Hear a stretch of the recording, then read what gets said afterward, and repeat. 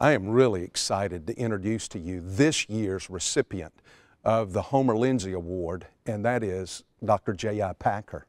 Dr. Packer right now is Professor of Theology at Regents in Vancouver and is one of the most influential evangelical theologians in the world today. He had a tremendous impact on my life. I remember him coming to Southwestern and speaking when I was a student there. And when I worked on my doctorate of ministry, I used heavily his book, Fundamentalism in the Word of God. I remember one morning being in the dining room by myself very early, and Dr. Packer walked in. And I went up to him, spoke to him, and invited him over to sit just to have breakfast. And the two of us shared that morning for breakfast. It's a time I'll never forget, something I'll always cherish.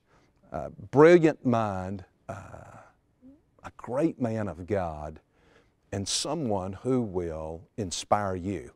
So I'm thrilled that you're going to get to hear from him, even though it's by video, at the Pastors' Conference this year.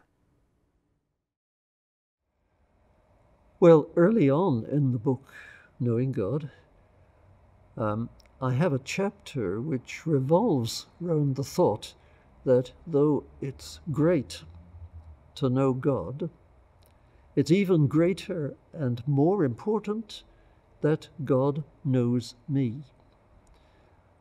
That's a thought which I got from the 4th chapter of Paul's letter to the Galatians, as a matter of fact, where Paul says, in a parenthesis, in a sentence, since you've known God, or rather, since you've been known by God, things have changed, etc., etc. On goes his sentence. But yes, Paul, putting it that way, can help me see that though knowing God is great, being known by God is greater. Because God, after all, doesn't change. His love doesn't change. His mercy endures forever. He is sovereign. He is Lord.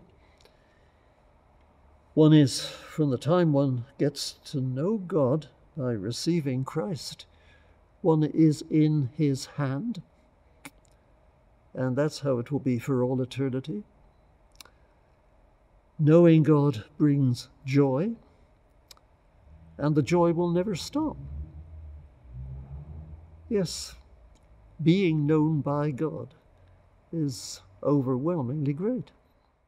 I think I want to be remembered simply as a voice for the Bible, a voice for God, a voice for the gospel, a voice for the faithful church, a voice for Christian outreach, and a voice for spiritual maturity within the congregation.